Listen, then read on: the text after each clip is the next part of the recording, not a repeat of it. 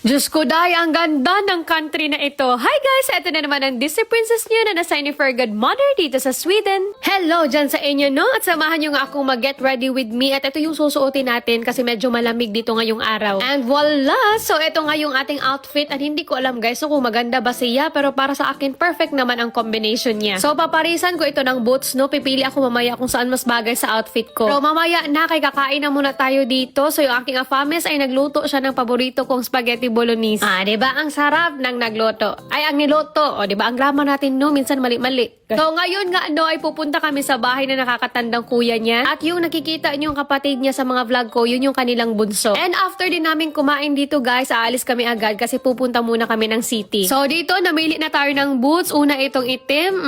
Bagay ba siya, guys? So far, para sa akin, okay naman siya. At subukan naman natin itong brown. And, parang hindi man siya nagkarimao. So, parang go tayo sa itim. And yeah, let's go! And share ko lang din pala guys, no, may nag-comment pala dito sa akin na isa na naman daw Pilipino ang aangat sa buhay. Actually, no, totoo yan. Medyo nakaangat-angat na rin talaga ako ng konti lang sa buhay. Pero hindi yan dahil sa ibang tao ha, kundi dahil yan sa sakripisyo ko. So, hindi ko na yan isa-isahin, no? But to tell you honestly, hindi rin talaga ako pupunta dito dahil sa ibang bansa ako nakadepende lang ako sa aking apames. Kaya in case na mag-away kami or what na, anuhin na lang ako dahil layo ko pa sa atin. So, alisin talaga natin yan sa mindset natin, girls, na depende lang tayo sa partner natin. Kaya kung kaya naman natin magtrabaho, gawin natin kasi babae tayo. Ang dami nating kayang gawin para sa sarili natin. And syempre, nag-enjoy din talaga ako dito sa Europe dahil syempre, pangarap ko to, sariling pera ko ang gamit ko pumunta dito, may boyfriend ako na supportive at mahal ako at ang bait ng pamilya. So, bonus na sa akin yun. And by the way, maiba naman tayo, no? Sobrang ganda ng bansa na ito, guys, na in love talaga ako. Sobrang linis at alam mo yung kahit saan ka pumunta, sobrang giving. And so far, ang babait din ng mga tao, no? At hindi ka rin talaga mahirapan mag-communicate dito dahil kasi nakakapag-English naman sila. Ako pa actually yung nahirapan dito mag-English. And by the way, dito hindi ko na pala kaya magpanggap kasi dito walking is life. So napabili talaga ako ng sapatos nang wala sa oras dahil kaya ang sakit na ng paa ko. And dito bibili sana ako ng damit pero napadpad ako sa kids section dahil kasi ang small nila XL para sa akin. Kaya wala tayong choice kundi magpanggap na may anak. And ayan, after din namin mag-shopping ng konti ay pupunta na din kami sa bahay ng kanyang kuya para mag-dinner. And in fairness dito sa kanila kahit 8 PM pa tirik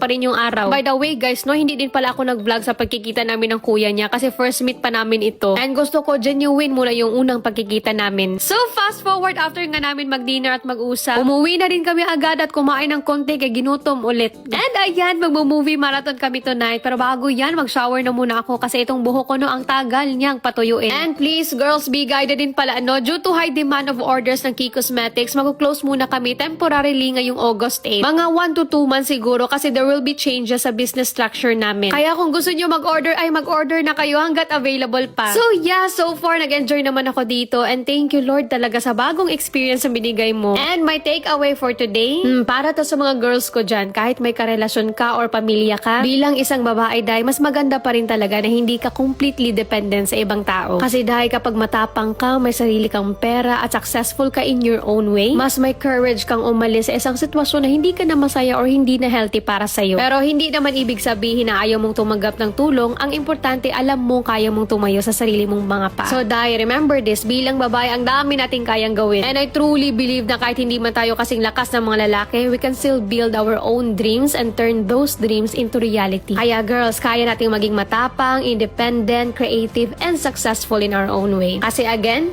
babae tayo, hindi babae lang. So yeah, hanggang dito na lang muna. Thank you so much for watching. See you in my next mini vlog. Tagsamaket!